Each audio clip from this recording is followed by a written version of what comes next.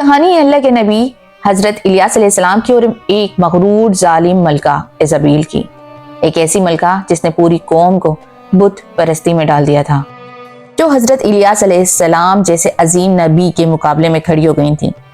یہ واقعہ بنی اسرائیل کا ہے، جب بادشاہ اخاب کی بیوی ایزابیل نے بت پرستی کو عام کر دیا تھا۔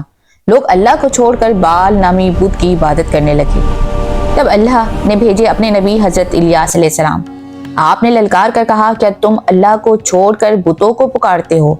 لیکن ایزابیل کو یہ بات پسند نہ آئی۔ اس نے نبی کو قتل کرنے کی دھمکی دی اور اللہ کے دین کو مٹانے کی کوشش کی، لیکن وقت بدلا۔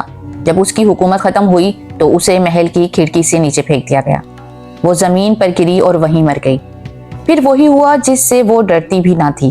آوارہ کتے آئے اور اس کی لاش کو نوچنے لگے، یہاں تک کہ اس کے جسم کا زیادہ حصہ باقی نہ رہا۔ تاریخ گواہ ہے، جو اللہ کے نبیوں کے مقابلے میں کھڑا ہوتا ہے، اس کا انجام عبرت ناک ہی ہوتا ہے۔